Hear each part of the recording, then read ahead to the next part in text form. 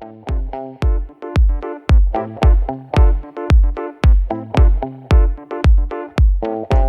you're listening to Abstract AF and I'm Sneha Jaswal. In this episode, we're going to talk about books, love, and LGBTQ rights because the month of recording is June, which is observed as Pride Month around some parts of the world. Although this celebration has its origins in America, where it started as a way to honor and remember those who were part of the Stonewall Uprising that took place in New York in June 1969. To those who don't know what happened, basically the New York City police raided Stonewall Inn, a gay club, where they roughed up employees and the patrons who were visiting, throwing them out of its premises, causing outrage and protests over the incident that went on for 6 days, leading to a lot of clashes between the police and the members of the LGBTQ community. Because this wasn't the first time the cops were targeting or harassing gay bars, but it was sure as hell the first time that gay, lesbians, and trans members stood in solidarity against the systemic discrimination they constantly faced. So the Stonewall riots served as a catalyst for the gay rights movement in the country. So while Pride Month has its origins in the US, it's important to note that it was actually Netherlands that became the first country in the world to legalize gay marriage in 2001. It was almost a decade and a half later, in the year 2015, that the Supreme Court of America struck down bans on same-sex unions across all 50 states in the US and legalized gay marriage in the country. According to the Human Rights Campaign, only 29 countries in the world have done so. These 29 countries are out of the 195 nations that exist around the globe. If you do some quick math, that's a measly 12% of all countries in the world, which means millions of individuals are still deprived of the basic right to marry who they want. And that's really the least of their problems, because in several regions, if you're not a heterosexual, you're considered a sexual deviant and can be fined, jailed, or face constant harassment by authorities. Until 2020, you could face the death penalty for homosexuality in Sudan. A lot of people are in the closet, not by choice, but because the law of the land doesn't want them to be seen. And even in countries where colonial era laws making homosexuality a crime were revoked, it didn't mean that everybody could breathe a sigh of relief. Fairer laws are only the first step in fighting against the entrenched societal stigma attached to those who do not fit into the archaic definitions of what is normal. According to the BBC's fact check team, as of May 2021, there are still 69 countries that outlaw homosexuality. If we start to list them alphabetically, Afghanistan would be at the top of that pile. So, for this episode, we will be talking to author Nemat Sadat, who wrote the 2019 coming of age tale Carpet Weaver, which is about a young gay boy growing up in the turbulent Afghanistan of the 80s and 90s. Sadat himself is one of the first Afghans to have come out as gay and campaigns for LGBTQ inclusion. My friend and journalist Munish Rathore, who guest writes for AbstractAF.in, spoke to the author.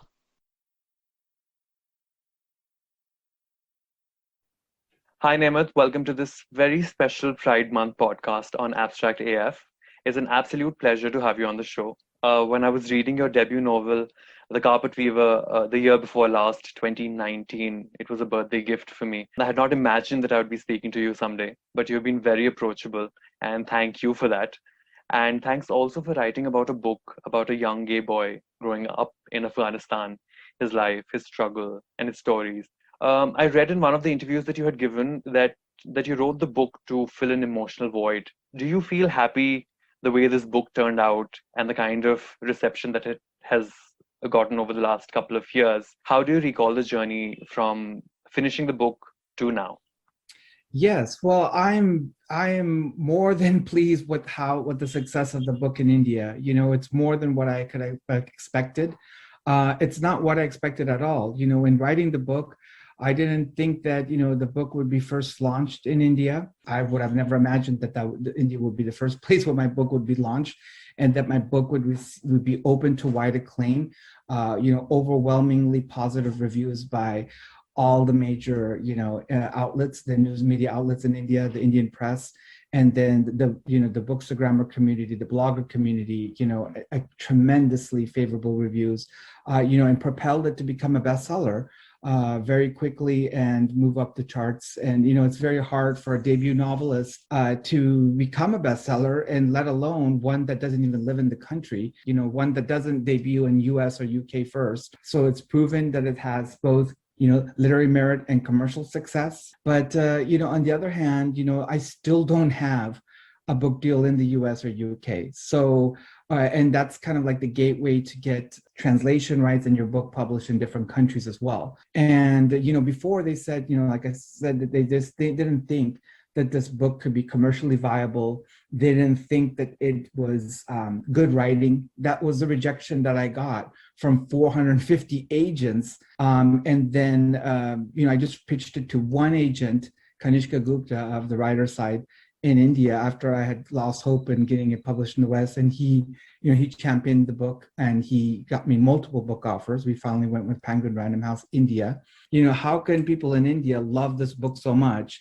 And then the gatekeepers in publishing in the US and UK, who are considered to be, broad-minded and trying to promote they're putting on their hashtags that we're trying to promote diversity and all these things, but they're really not doing that.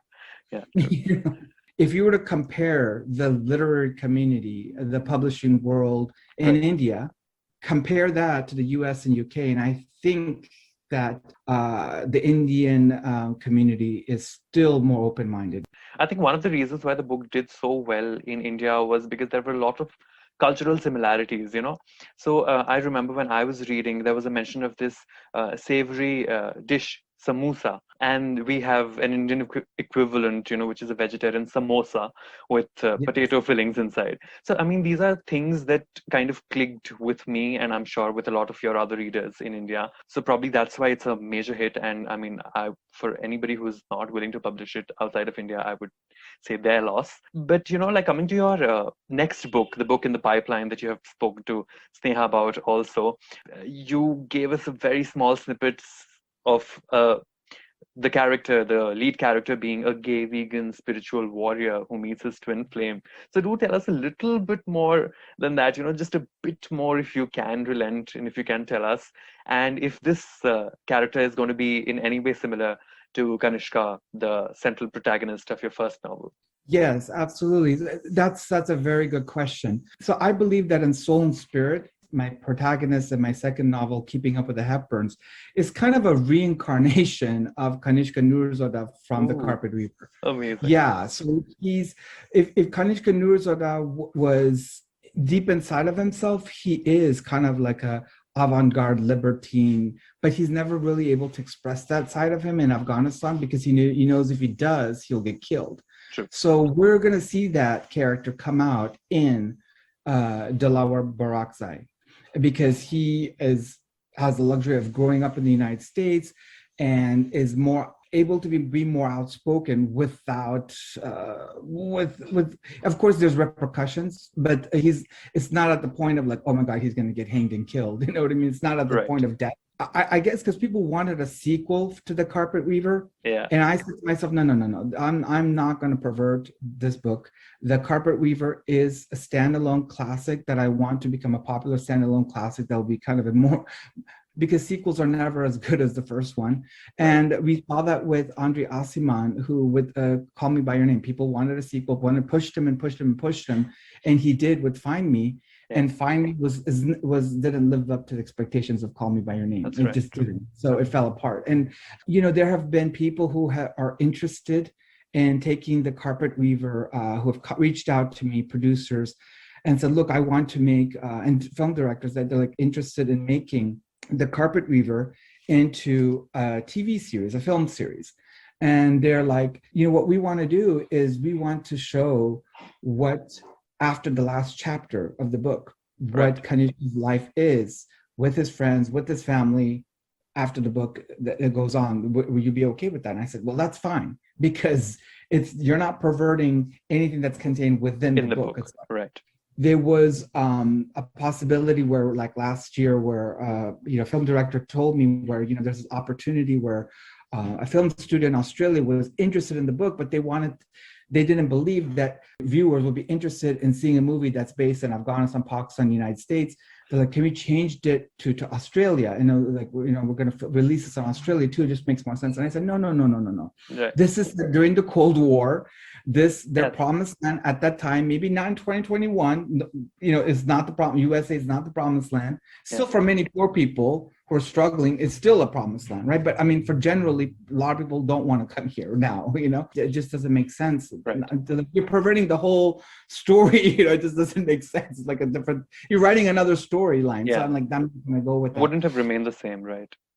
But in terms of the book, the second book, I'm really excited about it. I'm hoping that the readership in India will love it too, as much as they love my first book, in the sense I just that have one question about this book. It's called Keeping Up with the Hepburns. Has it got any influence whatsoever from Keeping Up with the Kardashians? Are we going to see any sort of Kardashian-like drama? yes, there's even in the script, there's even mention of the Kardashians, because Delaware, there's a neighbor. She refers to Delaware because Delaware has very long, silky thick hair, even though he's a gay male. Yeah. They're like, oh, you're Kardashian's Kardashian. He's like, no, no, no. You don't refer to me as a Kardashian. You refer to me as Amal Clooney. I'm inspired to be Amal Clooney. I'm looking for my George Clooney. I want to be like George Clooney. I don't want to be like Kim Kardashian's husband, who supports Trump, and all of those people, Kanye West. No. Kanye West and Kim Kardashian are like kind of like little people. I want to be big people. And then they're like, oh. So That's very savage and very sassy. There is a lot of Kim Kardashian's like talk in this thing, but also because there is an actual place called the Hepburns. Right. It looks like a galactic spaceship that was built in these kind of colonial style row house homes in Washington, D.C. And it's built there in 2016. And so this community in the Hepburns is also, they try to model it after Katharine Hepburn and Audrey Hepburn, because they're like kind of the sophisticated actresses of the golden age in Hollywood. So that's kind of how it is. You talked about film adaptations and television adaptations for The Carpet Fever. Do you have any star cast in mind if I talk for personal preference? Is there anybody who you would like to play Kanishka? Oh, good question. You know what? I think for Kanishka, I would prefer to be an Afghan. Oh, lovely. Yes, makes sense. True. I would prefer to be an Afghan if we can, if that's possible. It just makes the most sense for me to be within the culture to really get into that thing. And then if possible, we'll actually go to Afghanistan if you cannot find an Afghan actor, and be close to their age, be close to 16 to 22. Yes. And because I don't want somebody who's like 40 years old trying to be a 16-year-old. That's not going to work. It doesn't work ever. Yeah. And I think that in terms of Keeping Up with the Hepburns, I think it's interesting that there is an Indian and European plot twist. Yes, So I read about it somewhere. I'm very excited. Yeah, I think that's very exciting too, because the gay vegan spiritual warrior, I think that a lot of people, veganism is another growing movement in terms of the LGBT movement, and in terms of the. And you're vegan yourself, right? I'm a vegan myself. Yes, exactly. And I think that the vegan part is kind of interesting, because I face a lot of turmoil coming to India. Oh yes, that incident in that 5-star hotel. Yes, that was a big drama, because people, wait a minute, they're like, they called me, a chutia. They're like, they're like, you went to India and you went and campaigned for cows. You went to the most vegan country. But I'm like, no. India's a vegetarian country. It's not a vegan country. It's not a vegan nation. Yeah. It's not a vegan country. It's a vegetarian friendly country. It's not a vegan country. Of all the countries in the world, you went to India and you complained about, cows getting raped and protecting cows and protecting other animals. I said, yes, it's not just about India. I happened to go to India because my book got published there. Yeah. If I went to Russia or China or Indonesia or sub-Saharan Africa, I would have done the same thing. Right. It's like, it's not just exclusive to that, but I did get almost arrested and everything. So it was a lot of drama, and but it all ended with a lot of laughs with you and the cops. So I'm glad that was how it ended. It's good. It was very interesting. I think I'm excited about this book, because I think it's having a gay vegan spiritual warrior, being a protagonist, and being kind of like a Don Quixote kind of a figure. at the forefront and kind of like just going from one country. So kind of like the second novel is kind of a cross between Less by Andrew Sean Greer and like a Casey McQuiston's Red, White, and Royal Blue Oh, right, yes. meets Crazy Rich Asians by Kevin Kwan. Oh, lovely. That's going to be a very, very interesting mix. So, talking of TV shows and films, which is something that we absolutely love doing here at Abstract AF, is there anything that has been your go-to lockdown watch over the last couple of months? Any new series that you've been a fan of? A movie that has inspired you in the last couple of months? Or have you just been wholly and solely focused on your books and the drafts? I've been watching a lot of Netflix series. I've been watching a lot of romantic comedies, Nigerian rom-coms, Nigerian Really? rom-coms. A lot of Nigerian. I've been soaking it up because it's so absurd. There's a lot of panache to it. There's a lot of the tribalism that exists Yes. in Nigerian culture is very much like Afghan culture. Okay. The lot of the tendencies to be very loud and be very obnoxious. It reminds me of my own relatives. I guess I really like that.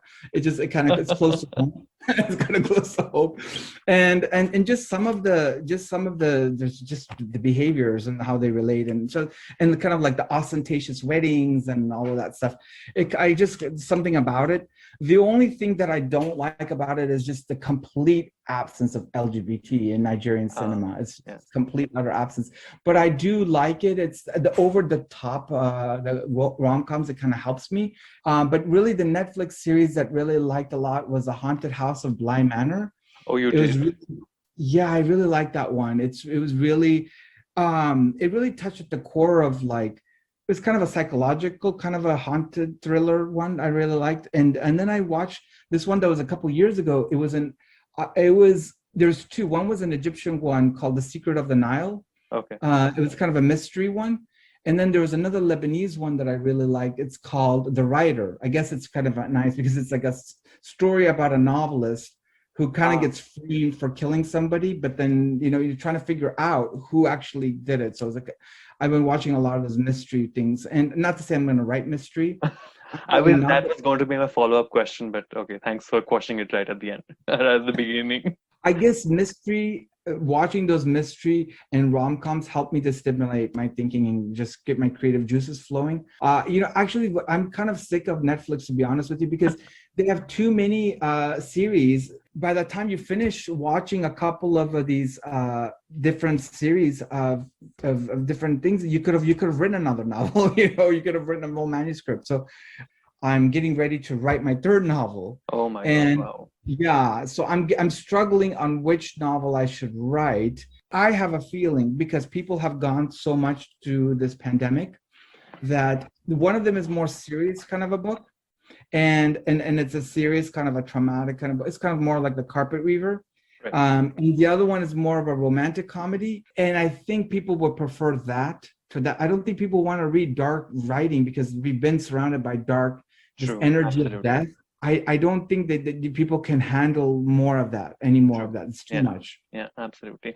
I just have one last question, and that's it's related to Pride Month, and we here in India are missing our Pride Parade because of COVID-19 pandemic. Just if you could just tell us your first Pride memory and when was it, and if you could just paint that picture out for our listeners, that'll be really, really nice.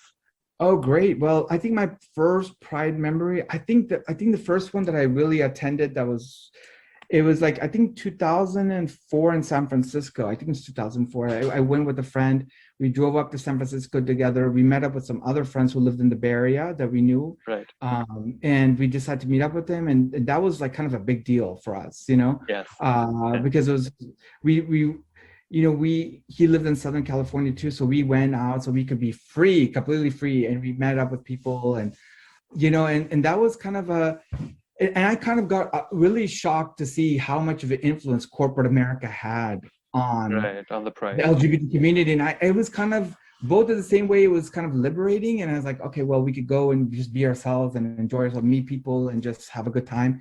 But at the same time, I was kind of shocked to see how much of how commercialized it was. Right. So it was kind of a double-edged sword. I was bombarded with so much marketing and so much people like trying to get me to like to be their customer, you Right. know, where I just wanted to just go have a good time and meet people. I don't want to like, I spent more time being consumed with all these like brands and logos and little freebies, like here, take this little thing, but maybe you want to buy something. And but yeah, it was a lot of fun. And yeah, and then the next day after the last day on the Sunday, we went out for brunch. We met up with people, 20 people. We got to know people. And sadly, all of those people that I went with, that I met, we kind of all drifted away because Uh, yeah. um I kind of, it's kind of like the people you went to high school with, Ah, right. and Yes. you kind of grow out of them because our only connection was just that we were part of the LGBT community, that we were just gay. Right. And the other thing is that I came out of the closet. That person I went with there, he's still in the closet. And so that was a big thing. And the people that we met, they're kind of quasi, Yeah. and they're somewhat in the closet, somewhat not. And I was like, I can't, that's not the kind of life I want to live. And that kind of, I want to be an open, I want to live a normal life. I want to be honor my sexuality. I want to know people. I want to know people that I'm gay. I'm not judging people who do that. I want to have a, you know, an honest relationship with the person someday. Maybe someday I'll meet the love of my life and be partners with them, and maybe we'll choose to get married, you know. Wow. And I'm happy with that. And I'm happy to be in a monogamous relationship. And I don't think monogamy is a bad thing. I think monogamy can be a beautiful thing. I don't want to live in that kind of a loop where you just feel like you're stuck in this kind of living in that closeted world. No, I'm not going to do that. So I'm not going to do that. No. That's amazing. That's really, really nice to hear from you, you know. Thank you so much for your time, Nimit. It was amazing talking to you. I mean, it's an absolute honor, and I think has been great. Thank you so much for taking out time for us. I really hope that your book, the second book, and the third, and the fourth, hit the markets here as well as across the globe.